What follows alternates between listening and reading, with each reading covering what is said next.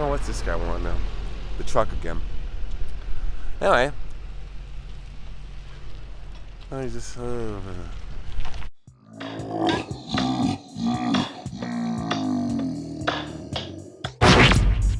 I know you gonna dig this. Get funky with me.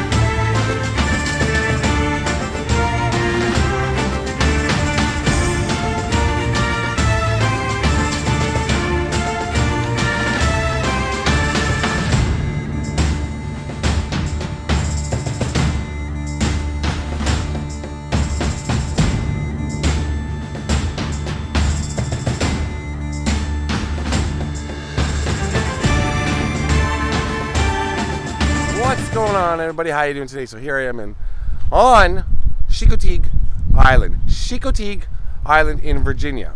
And it seems to be some sort of, doesn't seem to be some sort of, it's an island. People live here. And it's off the coast of Delaware, kinda. Hi, I'm in Delaware. Delaware, Maryland. It's in Virginia. I think I'm at the end of the road. I'm at the end of the island or something. There's gonna be a truck passing by me right now, coming out of the private area. I don't know what's going on back there. Here it goes. I haven't seen a car for hours. All of a sudden, there's a truck behind me. You know, here comes a lady with a dog who I talked to earlier. I said hello. Well, I didn't talk to her. It's not like we had like an hour-long conversation, but we, you know, said hello. How are you? And I said, nice dog, because I like dogs.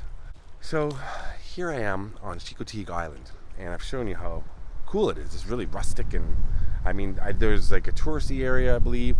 I saw plenty of billboards coming across the bridge, and like for hotels and resorts and stuff like that. So it seems to be definitely a tourist area, more in the summer, I would imagine. I'm here for a particular reason, though. There's a grave that's right to the left of me on the side of the road. And it's actually a cemetery, but there's only one grave in it. It's right there. And the story behind this grave is, for lack of a better term, bonkers. It's kind of nuts, if you ask me. I'm trying to get away from the wind. I know it's very, very windy. The gentleman here, Captain Chandler, in 1877, he was struck by lightning while serving biscuits on the bow of a ship during a lightning storm. What? So there it is right there. We're going to go up to it in a moment. There was that little, what do you call it? Dock? I guess, right there in the background that I was just walking across, and I decided, well, look, maybe not go any further. So Captain Chandler here, he died on October 21st, 1877. He's born and raised in Delaware, so right near here, and he worked as a printer's apprentice before serving in the Union Army during the American Civil War. After the war, he became a mariner, so he was, you know, on the ocean. He moved with his wife and children here to the island of Chincoteague in 1872. He was employed in light boating. Not even sure what that means exactly, light boating. It's fisherman. And he was an oyster dredger. And he captained a schooner, an oyster dredger. So he dredged up oysters. Personally, I dread oysters because I don't like eating stuff out of shells. Mussels, oysters, I'm not into it. Do it for me, I'll eat them. You know, shuck them beforehand. pull the stuff, the mussels out of the shell, I'll eat them. Okay? Alright, lady? But don't make me do any work. I don't want to see the shells. And I hate the way shells sound when they hit porcelain. It's not important, okay? His two younger sons were with him.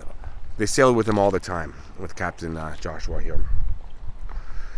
So, it was October 21st, 1877. A thunderstorm, while they're on the ocean. So keep that in mind. They were near Wallops Island, which I just passed, I believe. Wallops Island, not too far from here. So Joseph was struck by lightning, and he was killed instantly. Now the lightning also struck the mast, disabling the boat. But the crew was able to pull the boat back to the island. By pulling, that means they used poles to kind of row, I'm guessing. And then once docked, Joseph's son Eb took his father's body home. Now, this is where it gets a little odd, because according to local legend, Joseph was standing on the deck of the schooner at the time of his death with one hand on the bow's brass rail and the other one holding a pan of biscuits. Biscuits. After the tragedy, each crew member took a biscuit by which to remember him. One of the biscuits was sealed in a glass jar, saved by the Chandler family and passed down through generations. That's right, they saved a biscuit. So I hope I explained that story well. He was standing on the bow of a ship during a thunderstorm or lightning storm, had his hand on a brass rail, and he was serving biscuits. Biscuits! Now, if you've seen my grave visits, and no disrespect to Joshua Chandler, Captain Joshua Chandler, may he rest in peace. Make better choices. To go outside during a thunderstorm where there would be lightning, perhaps that's not the time to serve biscuits to your family and whatever other crew members are on. I don't understand why he felt that, and hold on to a brass rail. I believe brass would attract lightning as well. I'm not a lightningsologist, I don't know, but I'm assuming that that's a bad thing to do during a lightning storm. Maybe stay below deck. I don't understand why his sons didn't stop him. I don't understand why he didn't stop himself. He seemed like he made a lot of good choices in life. Up until then, he made a very poor decision. Here's his grave. Now, there's two headstones, so let's... Farewell and children, my wife and children dear. I'm not dead, but sleeping here. I am not dead, but sleeping here. As I am one day, you will be too. Prepare for death and follow me. No, so that doesn't rhyme. And I am. Someday you will be. Prepare for death and follow me. Now here we got Captain. Okay, here it is again. Okay, Captain Joshua Chandler, October 1829, October 21st, 1877. Farewell, wife and children, dear. I am not dead, but sleeping here. As I am someday, you will be. Prepare for death and follow me. And I brought a couple of things for Captain Josh. I got a nice white rock I found near the ocean earlier. So you can see it right there. Leave that there. So if people come out here, leave seashells, other things.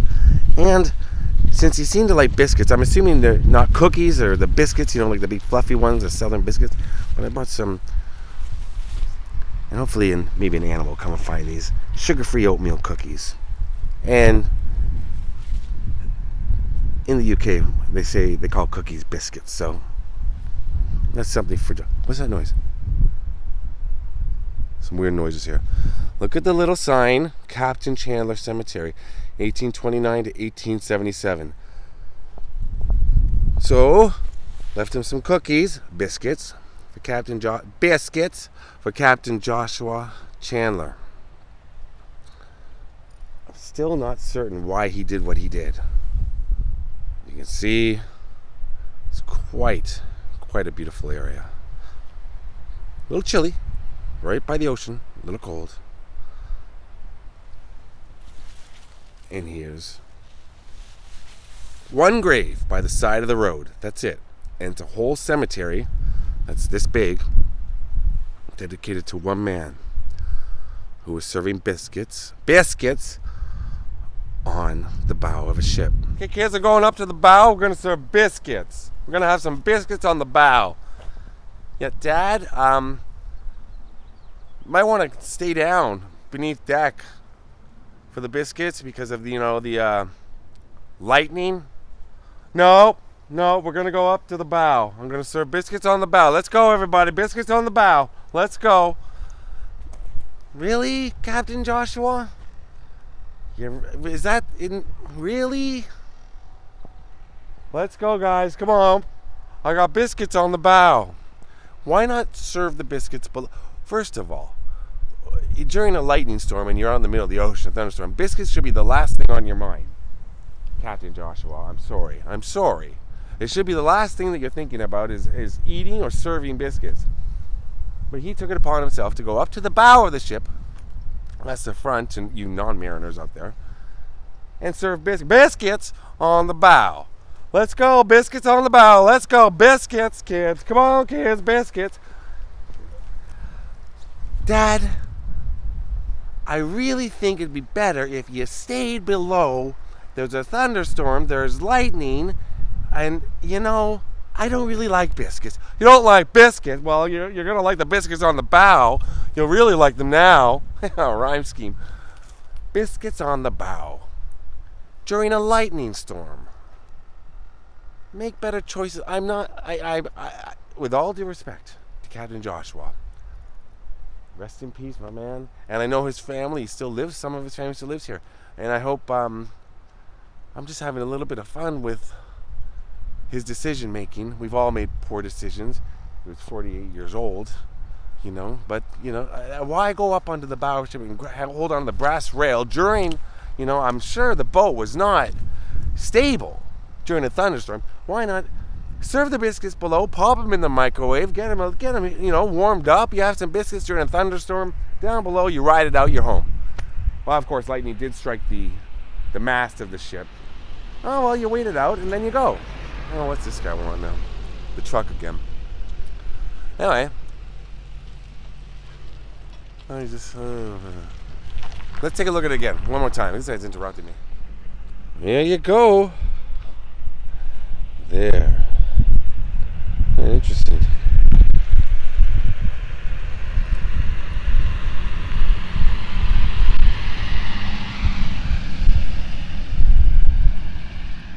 Did you want biscuits? They're on the bow. Serving biscuits on the bow. I'm not sure why I've given him this sort of accent, but you can't say biscuits without just yelling it. Biscuits! Biscuits on the bow! For a dead-end street, this place gets a lot of attention. Oh, he's eating like corn puffs in his car while he drives. Where are they going? You can't go any further. It's a private road. Oh, maybe you live there. He's eating corn puffs, like white corn puffs. While he's in the passenger seat. Oh, they're turning around. This ought to be good. Let's see what they want. Hey, everybody's got to take a look at Captain Chandler here. Oh, he just made a wrong turn. Oh, there's more people coming. Yeah. See? Did you see him? He's eating corn puffs. I could see it. It said puffs, and I have long distance contacts in. There you go. Okay, it's the lady with the dog again. Now, biscuits on the bow. Dad, maybe what we could do is, since lightning has already struck the mast of the ship, we could go back to land and you could have the biscuits there. You could serve them. You could serve them to us. That'd be great. But just maybe not right now during a lightning storm. No, we're going to do it now on the bow. Biscuits on the bow. Everybody out of the stern of the ship. They call us stern. Everybody above deck to the bow. We're going to have biscuits. Now listen. Biscuits on the bow. Biscuits on the bow. So I'm going to write a song called Biscuits on the Bow. Rest in peace, Joshua Chandler. This story does not end here, though. We're going to a museum here where, wait for it, one of the biscuits is on display. Boom!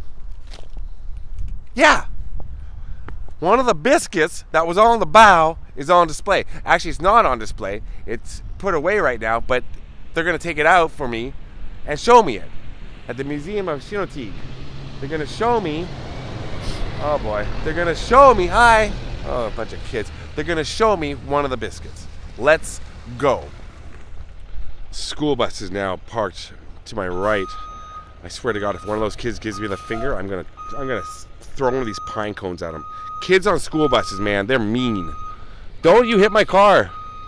They're all watching me. This is annoying. If one of them gives me the finger, I know that's what's gonna happen. That's what I would do if I was on a school bus. I would always keep it moving. All right, hello, thank you. Yeah, they all waved. No finger. Good kids. Chincoteague kids are good kids. Biscuits on the bow, let's go. So we're headed down to the museum. There's a cemetery on the side of the road right there. Look at that road. Goes into town. Rest in peace, Captain Joshua. I was having some fun with you, man, but I do mean it.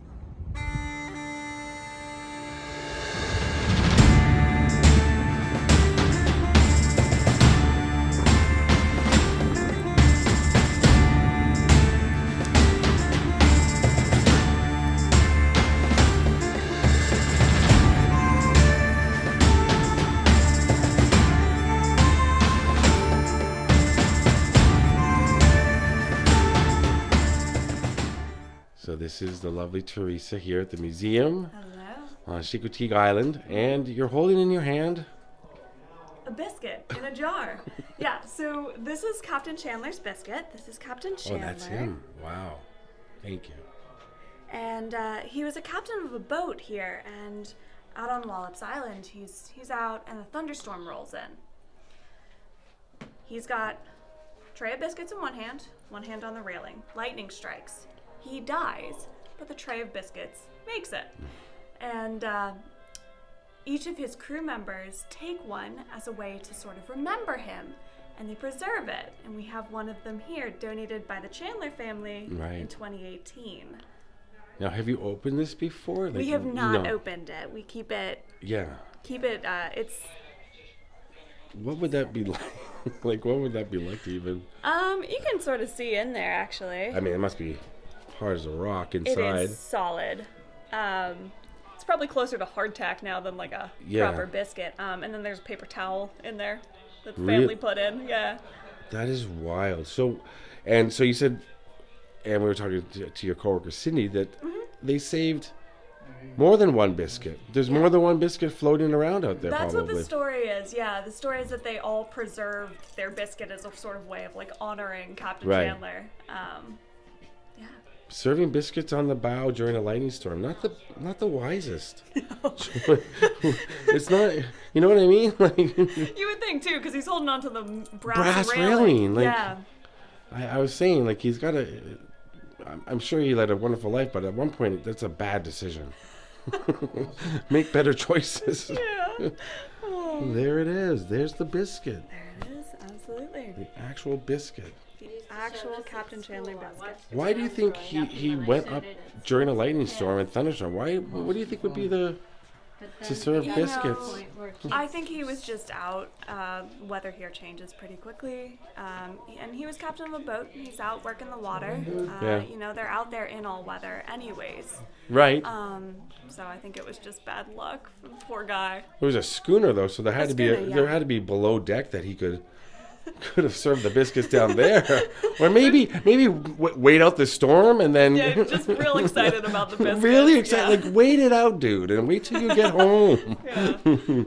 There's the biscuit. Well, that's it. That's wild. Well, thank you so much, Teresa. Yeah, of course. Thank you for coming. That's awesome. Oh, and tell me about Misty the horse here. Yes, I cannot let you leave without the star of our show. I've heard nothing about this, and now I want to learn more about him. Yeah, so this is the real Misty of Chincoteague. She is a taxidermied horse. Right. Chincoteague pony.